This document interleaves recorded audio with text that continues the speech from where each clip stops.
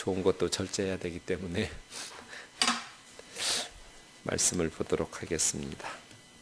이사야서 1장 16절부터 20절입니다. 제가 읽겠습니다.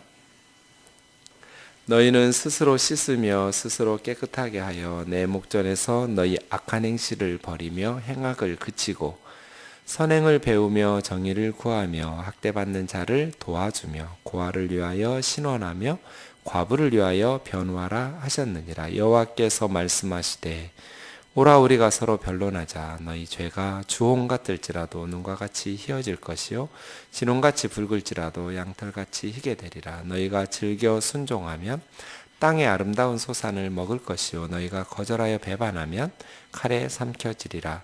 여호와의 입에 말씀이니라. 아멘. 이사야 1장 1절 말씀 있는 것처럼 이사야서는 하나님의 눈으로 본 이스라엘이었습니다. 하나님께서 보여주신 계시거든요. 그러니까 이사야 선지자에게 하나님께서 보는 방식으로 유다와 예루살렘을 볼 수 있도록 보여주신 것, 하나님의 시각이라고 할 수 있겠죠. 이게 좀 달라요. 이것이 좀 두려운 일인데요. 분명히 이스라엘 사람들은 다르게 보았을 것 같거든요. 이스라엘 사람들이 볼 때는 매우 긍정적으로 해석했을 것 같아요. 그런데 하나님께서 보는 시각은 달랐어요. 왜 달랐는지 하나님께서 말씀하시는 내용을 듣고 나면 정말 하나님 시각이 옳다라는 것을 우리가 이해할 수 있을 거예요. 그리고 나서 보면 이제 우리 문제가 돼요. 성경을 해석하고 나면 이제 이스라엘과 예루살렘 성전 또 이스라엘 백성들의 신앙과 삶의 모습과 지금 한국 교회 나와 또 공동체의 모습들을 보면 비슷한 것 같아요. 그래서 말씀이 우리에게 경고하시는 것들을 보면서 지혜를 얻고 또 회개할 것을 회개하고 그렇게 우리의 신앙과 삶을 새롭게 해야 될 것 같습니다. 하나님이 어떻게 보시느냐, 하나님의 시각, 이게 중요한 것 같아요. 다른 사람들이 뭐라고 말하느냐 중요하지 않아요. 하나님께서 어떻게 보시느냐, 이게 중요해요. 제 아내가 음악을 전공했거든요. 음악을 전공하는 학생들은 향상음악회라는 거예요. 향상음악회. 아직 전문 프로 연주가가 아니잖아요. 그러니까 정식으로 이렇게 돈을 주고 표를 사고 오는 사람들은 없지요. 학생들 연주이니까요. 돈을 받고 표를 팔거나 그런 일은 거의 없는데 이렇게 무대 위에 서는 훈련을 해야 하잖아요. 음악을 전공하는 학생들에게는. 그래서 열심히 준비해서 무대를 준비하는 얼마만큼 실력이 향상됐는지 그런 음악회예요. 향상음악회가. 대부분 친구들이나 가족이나 이렇게 아는 사람들이 오죠. 그 학생을 아는 사람들이 와요. 저도 이제 연애할 때 제 여자친구가 파이프 오르간을 전공했거든요. 이렇게 전공해서 연주하면 저는 그 음악이 좀 졸립더라고요. 피아노 같으면 이렇게 좀 음이 좀 덜 지루하겠다 이런 생각이 드는데요. 그때만 해도 파이프 오르간 주로 이제 바하고 많고 그런데요. 비슷한 주제의 선율이 계속 반복돼요. 요즘은 이제 피아노보다 저는 파이프 오르간이 좋아요. 계속 듣다 보니까 어쩔 수 없이 듣다 보니까 아주 정말 이게 꼭 뚝배기 맛처럼 찬송가처럼 굉장히 이렇게 고전적인 것 같지만 굉장히 이렇게 깊은 맛이 우러난다고 할까요? 굉장히 영감 있는 그러한 곡들이 많아요. 근데 그때만 해도 정말 지루했어요. 제가 들을 기회가 없으니까요. 그래서 파이프 오르간 숫자를 셌어요. 벽에 붙어있는 하나, 둘, 셋, 넷 파이프 오르간 통을 세다 보면 큰 것도 있고 작은 것도 있거든요. 큰 것을 세다가 작은 얇은 것으로 이제 눈으로만 세니까 몇 개나 되나 수백 개거든요. 그걸 이제 눈으로 세다 보니까 잊어버릴 때가 있어요. 그래도 괜찮아요. 시간은 많아요. 다시 굵은 것부터 세기 시작하는 거죠. 이런 식으로 졸지 않으려고 겨우겨우 애쓰다가 곡이 딱 끝나잖아요. 그럼 열렬히 박수 쳐주고 막 환호성하죠. 너무너무 잘했다고. 알아듣는 귀는 없는데 이렇게 그러려고 간 거니까요. 격려해 주려고. 향상음악회 하면 저 어느 순간 알게 됐어요. 학생들이 연주가 끝나면 그냥 주목하는 한 사람이 있어요. 다 거기는 그 학생을 격려하러 온 친구나 부모나 형제나 다 아는 사람들이 지인들이에요. 그러니까 다 잘했다고 막 박수해줘요. 열심히 노력하고 준비해서 연주했으니까요. 그런데 이 학생들은 다른 사람들은 아무 관심이 없어요. 딱 한 사람만 주목해요. 누구겠어요? 관중석에 앉아있는 자기 지도 선생님, 지도 교수예요. 그분의 표정이 좋으면 얼굴이 밝아지고 선생님 표정이 어두우면 얼굴이 어둡게 하고 커튼 뒤로 들어가요. 제가 항상 그걸 확인하면서 우리 신앙도 그러겠다. 많은 사람들의 환호성 좋죠. 사람들의 칭찬, 인정 좋아요. 그런데 그건 우리 인생과 신앙에 그렇게 중요한 건 아니에요. 정말 중요한 시선은 하나예요. 하나님의 시선. 하나님께서 우리의 삶과 신앙을 어떻게 보고 계시느냐는 거예요. 많은 사람들이 잘했다고 박수치지만 이 학생들이 정말 주목하는 사람은 한 사람이듯이 우리 그리스도인들이 정말 주목해야 될 분은 한 분, 예수 그리스도예요. 예수님께서 우리 삶을 어떻게 보고 계실까? 예수님께서 우리의 신앙을 어떻게 보고 계실까? 그래서 이사야의 1장 1절이 계속 마음에 걸려요. 보았던 계시. 하나님께서 이사야 선지자에게 보여주셨던 유다와 예루살렘에 대하여 보여주셨던 계시. 하나님의 시각. 그 하나님의 시각이 시작되자마자 하늘이여 땅이여 들으라 하면서 하나님께서는 호소하셔요. 하늘, 땅은 다 지켜봤잖아요. 이스라엘이 어떻게 살았는지, 우리가 어떻게 살았는지 하늘과 땅이 다 지켜봤어요. 소는 임자를 알고 나귀는 주인의 구유를 알건만은 짐승들도 자기들에게 먹을 것을 주는 주인을 알아봐요. 그런데 이스라엘은 알지 못하고 나의 백성은 깨닫지 못한다. 이렇게 시작했어요. 그러면 이스라엘이 뭔가 심각한 상태인 거잖아요. 짐승만 또 못한 상황이잖아요. 그죠? 표현이 좀 거칠지만 소는 임자 알고 나귀는 주인의 구유를 알아보는데 내 백성들은 모른다. 이스라엘은 깨닫지도 못한다. 이렇게 생각하면 정말 이 사람들의 신앙이 형편없었구나. 이렇게 생각하기 쉬운데 그렇지 않다는 거예요. 지난주에 본 것처럼 10절 소돔의 관원들아 지도자들이 소돔 사람들 같았고 고모라의 백성들아 백성들이 고모라 사람 같았어요. 그러니까 지도자들 욕할 거 없어요. 백성들이 그 모양이니까 지도자들이 그 모양인 거죠. 그렇죠? 선거 잘하세요. 투표도 잘하시고요. 소돔의 관원을 뽑으면 안 되잖아요. 소돔의 관원은 누가 뽑겠어요? 고모라의 백성들이 뽑는 거예요. 백성들 수준이 낮으니까 지도자들이 소돔의 관원들 되는 것이지요. 네. 미리 말씀드리는데 누구 찍을까요? 어디 찍을까요? 저한테 묻지 마세요. 선거 때마다 묻는 사람들이 꼭 있어요. 협박도 해요. 안 가르쳐주면 기권하겠다고. 한 번도 저는 가르쳐준 적이 없어요. 각자 알아서 하세요. 저는 좌파도 아니고 우파도 아니고 양파예요. 저는 새누리당도 아니고 더민주당도 아니고 정의당도 아니고 예배당이에요. 예배당. 기호 0번 예배당. 그런 당은 없죠? 네. 각자 알아서 찍으세요. 기도하고 성숙하게. 어떤 사람이 자기 지연이나 학연이나 그런 거 따지지 말고 정말 우리나라를 잘 이끌어갈 수 있는 그러한 사람. 그런 사람 안 보이면 덜 이렇게 부정한 사람, 덜 이렇게 더러운 사람. 이라도 찍는 것이 좋겠죠. 물론 기권하시는 것도 의사 표현의 하나의 방법이긴 하지만, 네, 어쨌든 백성들이 고모라 백성, 관원들, 지도자들은 소돔의 지도자, 소돔의 관원.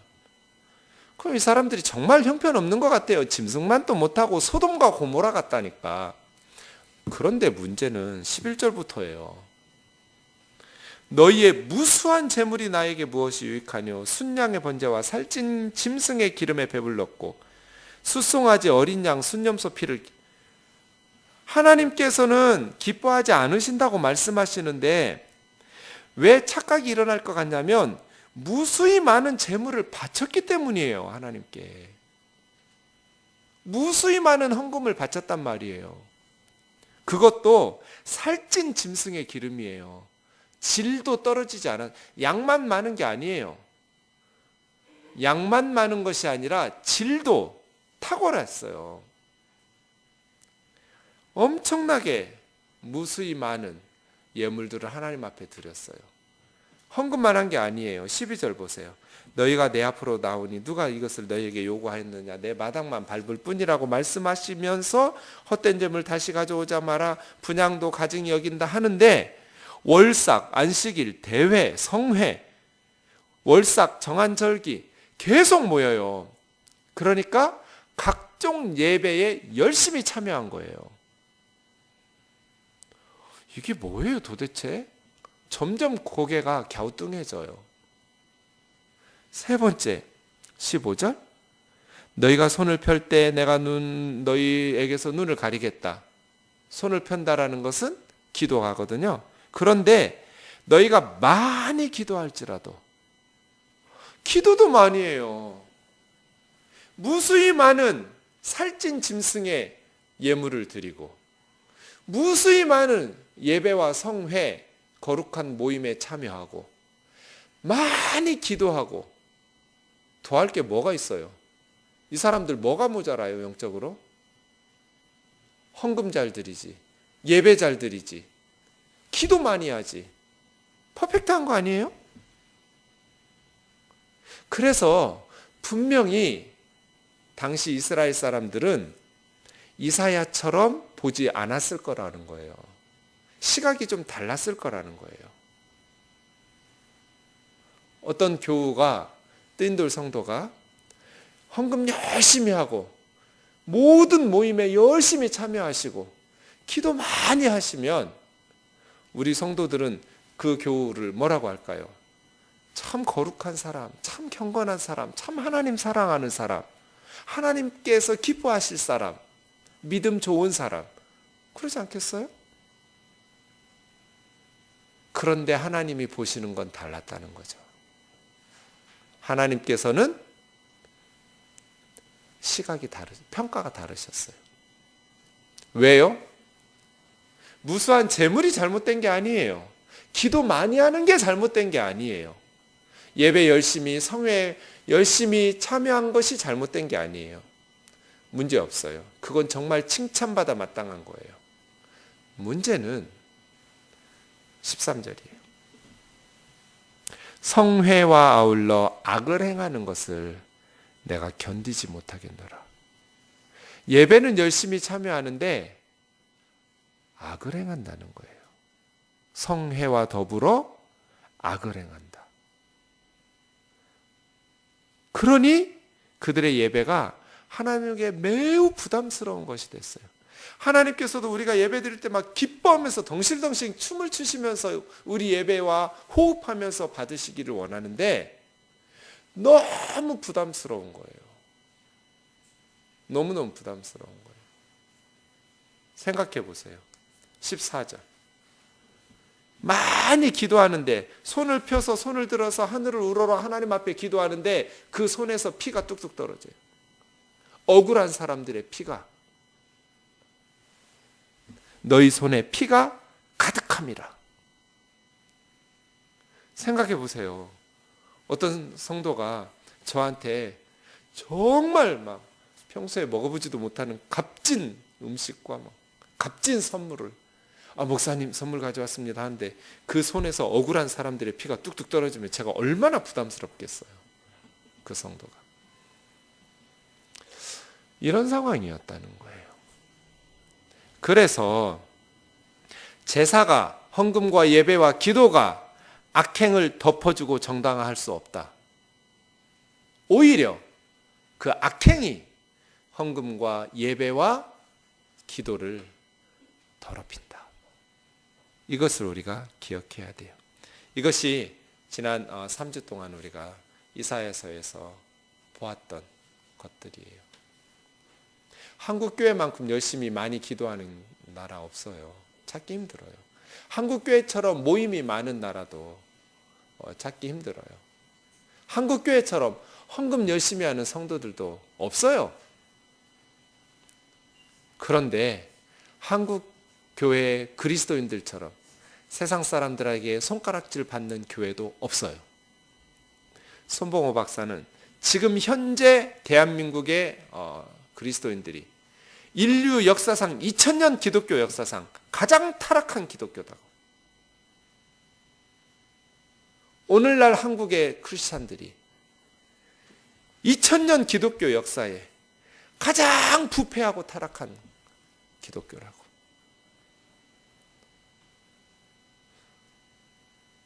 그러니까 이사야서의 말씀이 우리에게 매우 아파요. 그래서 이스라엘은 망하지 않을 줄 알았어요. 지금 이사야는 바벨론에게 망하기 전에 북이스라엘은 멸망하는 것을 보고 남유다를 향해서 멸망 전에 메시지를 선포하는 거거든요. 이사야가 이렇게 떠들어대도 이스라엘 백성 예루살렘 사람들은 유다는 망하지 않으리라고 확신했어요. 왜요? 하나님께서 지켜주시니까.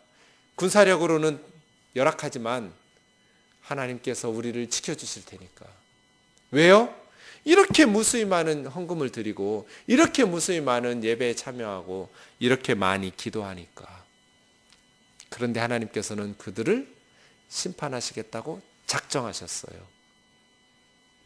이것이 경고예요. 경고. 한국 교회를 향한 경고. 말씀을 듣고도 깨닫지 못하고 회개하지 못하면 망할 거예요. 그럼 어떻게 해야 될까요? 오늘 설교 제목이 4+5예요. 4 더하기 5. 9가지를 해야 돼요. 하나님께서 거부하셨어요. 헌금 거부, 예배 거부, 기도 거부. 나 너희들의 예물 안 받을 거야. 전혀 기쁘지가 않아. 나 너희들의 예배 토할 것 같아. 가증히 여긴다는 게 토해봐예요. 역겹다는 거예요. 나 너희들의 예배가 너무 싫어. 토하다, 가증하다, 싫다, 토해봐, 싸네 두 단어를 사용했어요. 이거 우상 숭배하거나 막 이럴 때 쓰시는 단어거든요. 예배를 드리는데 하나님께서 토할 것 같대요. 예배를 드리는데 하나님께서 너무너무 가증스럽다고. 그냥 미운 게 아니에요. 여기서 싫다라는 것은 아주 증오하다예요. 14절에 싫어하는 거는. 하나님께서 너무너무 싫은 거예요. 가증한 예배를 멈추어라. 그럼 어떻게 해야 되냐는 거예요. 4가지 과거 형태로 되어 있어요. 완료 형태로 끊어야 되고 5가지 미래 형태로 미완료 형태로 되어 있어요. 자, 16절. 그럼 어떻게 해야 되는가? 같이 읽겠습니다. 시작. 너희는 스스로 씻으며 스스로 깨끗하게 하여 내 목전에서 너희 악한 행실을 버리며 악행을 그치고. 이게 4개예요. 첫 번째, 스스로 씻으며. 씻어라. 과거는 씻어야 돼요. 스스로 깨끗하게 하여. 깨끗하게 하라.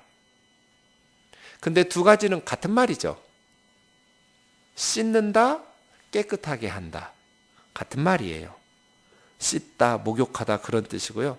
깨끗하게 한다라는 것. 그러면 어떻게가 문제잖아요. 그죠? 너희는 스스로 씻으며 스스로 깨끗하게 하여 어떻게 해요?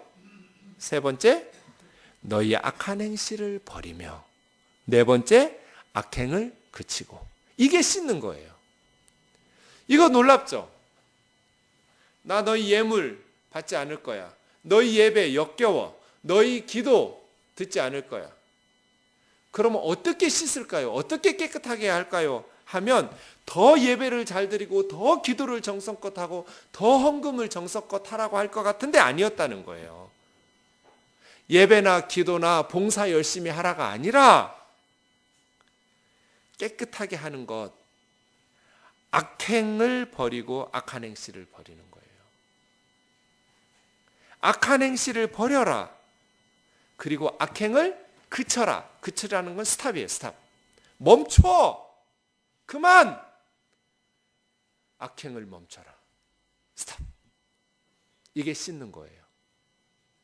그런데 악한 행실을 버리고 악행을 멈추는 것만으로 완전하지 않아요. 도둑놈이 계속 도둑질을 해요. 스탑! 더 이상 도둑질하지 않는 것, 악행을 멈춘 거예요. 거기서 끝나면 안 되는 거예요. 사기꾼이 계속 사기쳐요. 사기를 버리고 사기를 멈춰라. 그런데 거기서 끝나면 안 돼요. 5 플러스 5가 따라 나와야 돼요. 스스로 씻고 스스로 깨끗하게 하고 악한 행실을 버리고 악행을 그치고 이 네 가지. 거기서 멈추면 안 된다고요. 17절이 악행을 버리고 스스로 씻어 깨끗이 하는 거예요. 같이 읽겠습니다. 시작. 선행을 배우며 정의를 구하며 학대받는 자를 도와주며 고아를 위하여 신원하며 과부를 위하여 변호하라 하셨느니라. 5가지. 악한 행실을 버리고 악행만 그치면 끝나는 게 아니라 이제 선행을 배워야 돼요. 도둑질 안 하고 스탑하는 데서 끝나는 게 아니라 선행을 배워야 돼요. 선행을 배우며 정의를 구하며, 이제 다음 주에 정의와 공의에 대해서 자세히 말씀드린데요. 여기서 말하는 정의는 미슈파트라고 해서 공정한 재판이에요. 억울한 사람들을 회복시켜주는 공정한 재판. 정의를 그런데 구하며예요. 이 구한다라는 다라시라는 단어는 자주 찾아가다라는 뜻이거든요. 찾는 거예요. 그러니까 기회가 생기면 하는 게 아니라 찾아 나서는 거예요. 선행을 배우며 정의를 구하며, 그 다음 3번째는 학대받는 자를 도와주며인데요. 원문하고 이게 좀 달라요. 우리는 수동태로 되어 있어요. 학대받는 자. 원문에는요, 능동태예요. 학대하는 자. 문법적으로 보면 학대받는 자를 도와주라. 의미는 그런데요, 직역을 하면 학대하는 자를 바로잡아라예요. 그러니까 학대하는 사람들을 바로잡는 거. 번역은 반대로 했죠? 학대 당하는 자를 도와주는 거. 그럼 어떤 느낌이에요? 본 회퍼 목사님이 그랬어요.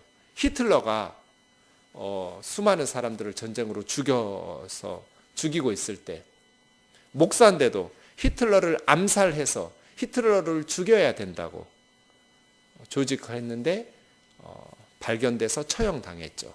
히틀러의 손에 처형을 당하는데 보네포 목사님이 한 말이에요.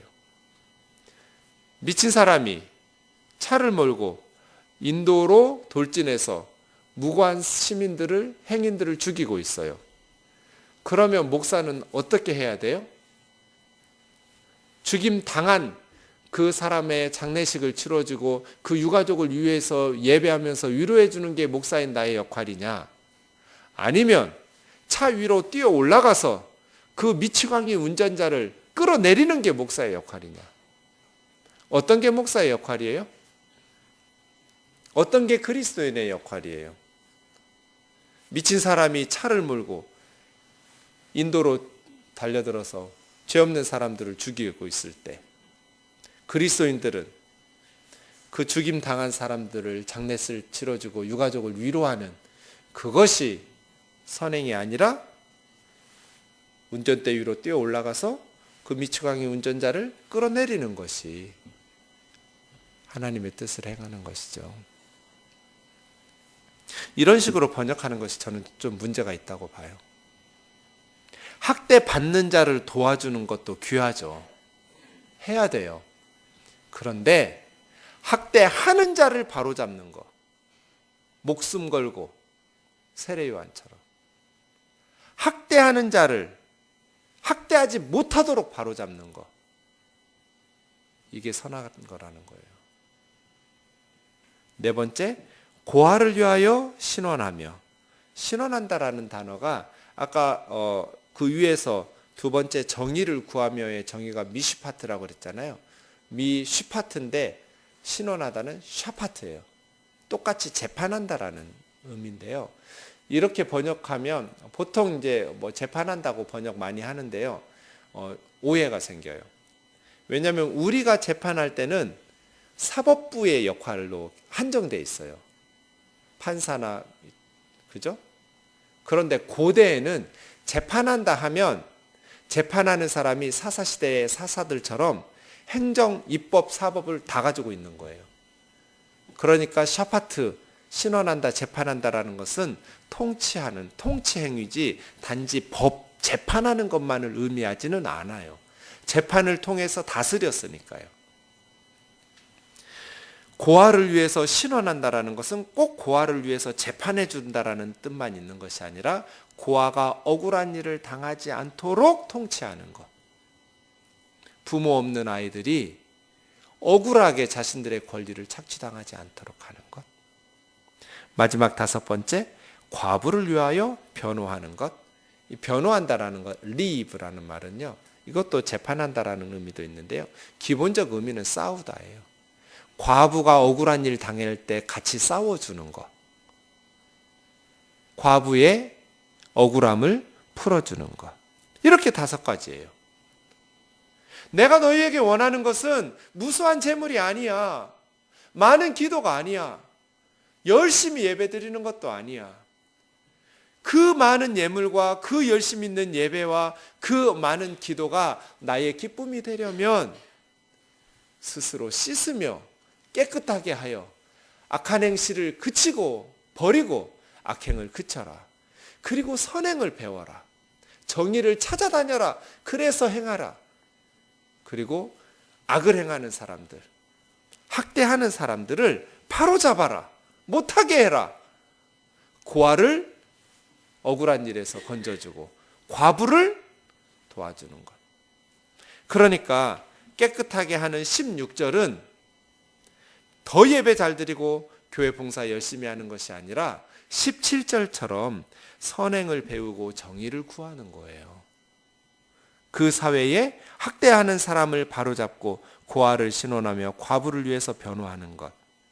예배 개혁은 더 정성스럽게 예배를 드리는 것이 예배 개혁이 아니라 성전 밖에서 사는 연약한 이웃들을 돕는 거예요. 올바른 행실 말이에요. 그것이 우리 예배를 예배답게 만드는 거예요. 그것이 우리 예배를 하나님께서 기뻐 받으시도록 하는 거예요. 물론 예배 잘 드려야죠. 예물도 드려야 되고 많은 기도 드려야죠. 그러나 정말 우리 기도를 하나님께서 기뻐 받으시고, 그것은 미사 여구를 늘어놓는 것도 아니고 성경 많이 인용하는 기도도 아니고 더 많은 기도도 아니에요. 우리의 올바른 행실이에요. 하나님께서 우리 기도를 들으실 때에는 올바른 행실, 언어 말 잘 못해도 괜찮아요. 표현 잘 못해도 괜찮아요. 성경 지식 짧아도 괜찮아요. 말을 잘하는 기도가 좋은 기도가 아니고요. 아주 양질의 많은 액수의 헌금이 좋은 헌금이 아니에요. 성도들의 올바른 행실이 뒷받침되는 기도, 올바른 행실이 뒷받침되는 예배, 올바른 행실이 뒷받침되는 물질과 헌금이 하나님을 기쁘시게 하는 거예요. 지난 주일에 설교하면서 웃었어요. 이렇게 봄이 됐는데 꽃 한 송이도 안 들고 오는 남편을 왜 데리고 밥 해주고 사냐고, 버리라고. 잡아놓은 물고기를 떡밥 주는 사람이 어딨냐고 이런 소리 하는 남편은 반드시 쫓아내라고. 그랬더니 2부 예배 때 그럼 우리는 다 이혼이라고. 아니 왜 예배를 설교를 그렇게 받아들이냐고. 이제 꽃을 사줘야겠구나. 이제 아내에게 잘해야겠구나. 그렇게 받아들여야죠. 말씀을 이렇게 전하면 이제 헌금 뭐 별로 안 해도 되겠구나. 어차피 하나님 기뻐하시지 않는데 예배 열심히 안 나와야겠구나. 어차피 하나님 기뻐하시지 않는데 뭐 기도 조금만 해야겠구나. 뭐 어차피 어떻게 이렇게 적용을 해요? 예배 잘 드리고 헌금 잘 드리고 기도 많이 하고 단 내 기도 하나님께서 기뻐 받으시려면 내 예배 하나님께서 토하고 싶도록 가증하다고 여기지 않게 하려면 예배 드리고 나서 예배당 밖에 가서 가정에서 사회에서 학교에서 이웃들에게 착하게 살아야겠구나. 선행을 배우며 정의를 구하며 학대하는 자들을 바로잡으며 고아들을 신원하고 과부들을 억울한 일을 하지 못하도록 변호해주고 돌봐주는 연약한 자들이 우리 사회에서 억울하지 않도록 야 너도 억울하면 힘을 길러 너도 억울하면 정권 잡어 이런 말 듣지 않도록 바른 시민으로 살아야겠구나. 이렇게 적용하셔야죠. 아멘이죠? 18절이요. 여호와께서 말씀하시되 오라 이리 와라. 그 다음에 청컨대라는 단어가 있어요. 원문에 청컨대 하나님 부탁하고 있어요. 간곡하게. 소돔과 고모라라고 말씀하셨잖아요. 소돔의 관원들아 고모라의 백성들아 오라 부탁컨대 이리 와라. 우리가 서로 변론하자. 잘잘못을 따져보자. 너희 죄가 주홍 같을지라도 눈처럼 희어질 것이고 진홍과 같이 붉을지라도 양털같이 희게 되리라. 잘잘못을 따져보자. 그리고 너희 죄가 주홍 같고 진홍 같을 것일지라도 눈처럼 양털처럼 하얘질 것이다. 어떻게 그렇게 무거운 죄가 그렇게 하얘질 수 있어요? 회개하면, 돌이키면. 그러니까 기회를 놓치면 안 돼요. 하나님께서 오라 하실 때 나가야 돼요. 기회 주실 때 하나님께서는 오래 참으세요. 하지만 영원히 참진 않으세요. 때가 되면 뼈도 못 추려요. 하나님께서 작정하시면 뼈도 못 추린다고요. 기회 있을 때 깨끗하게 될 수 있었는데 말이에요. 참 한국교회 보면 기회가 많았어요. 그 교회 참 그 목사님에게 하나님께서 충분한 시간을 주셨어요. 충분한 기회를 주셨어요. 그런데 그 많은 시간들을 다 놓쳐버렸어요. 그래서 교회가 망가지더라고요. 오라 우리가 변론하자. 너희가 즐겨 순종하면, 내 말을 듣고 회개하면 돌아오면 돼요. 하나님께로 회개하면 돼요. 눈처럼 깨끗해져요. 양털처럼 희어져요.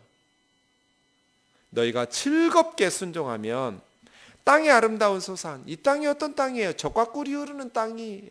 약속의 땅이에요. 이 조상 대대로 너희에게 약속의 땅, 젖과 꿀이 흐르는 이 땅에서 너희가 아름다운 소산을 먹을 것이요 행복하게 살게 될 것이다. 너희 죄가 진홍 같고 주홍같이 붉을지라도 내 말 듣고 회개하고 즐겨 순종하면 너희는 이 젖과 꿀이 흐르는 땅에서 아름다운 소산을 먹으면서 행복하게 살 것이다. 그러나 너희가 거절하여 배반하면 칼에 삼켜지리라. 칼에 삼켜진다는 건 뭐예요? 전쟁으로 나라가 망한다는 거예요. 너희도 북이스라엘처럼 전쟁으로 나라가 망할 거다. 그래서 칼에 삼켜질 거니까 죽을 거다. 그리고 노예로 끌려가게 될 거다. 여호와의 입의 말씀이니라. 미친 이사야라는 선지자 말이 아니에요. 이게 여호와의 입의 말씀이었어요. 둘 중 하나, 양자택일이에요. 회개하고 살 것이냐, 아니면 계속 억울한 힘없는 고아와 과부와 가난한 자들의 억울한 사람들의 피가 묻은 손으로 하나님 앞에 계속 기도하면서 망할 것이냐, 양자택일. 둘 중 하나라는 거예요. 이웃의 피가 묻은 손으로 기도하다가 망하든지 돌이켜 회개하고 즐겨 순종하여 하나님이 주신 땅에서 아름다운 소산을 먹으면서 행복하게 살든지 선택해라는 거예요. 제사가 죄를 깨끗하게 할 수 없어요. 16절과 17절. 악행을 그치고 선행을 배워서 연약한 이웃들을 돌아볼 때 우리의 죄는 눈처럼 휘어질 거예요. 오라 우리가 변론하자. 주홍 같을지라도 눈같이 이어지고 진홍같이 붉을지라도 양털같이 되리라. 어떻게 하면 돼요? 16절 17절. 스스로 씻으며 스스로 깨끗하게 하고 악한 행실 버리고 악행 그치고 선행 배우고 정의를 구하고 학대하는 자를 바로잡고 고아와 과부를 돌아보고 그들을 위해서 변호해 주는 것. 힘없는 사람들에게 억울한 일 당하지 않도록 4가지 과거를 청산하고 5가지 미래를 향해서 배워나가고 이러한 삶이 저와 여러분 가운데 있기를 주의 이름으로 축원합니다. 우리 같이 기도합시다. 말씀을 묵상하면서 먼저 같이 기도하기 원합니다.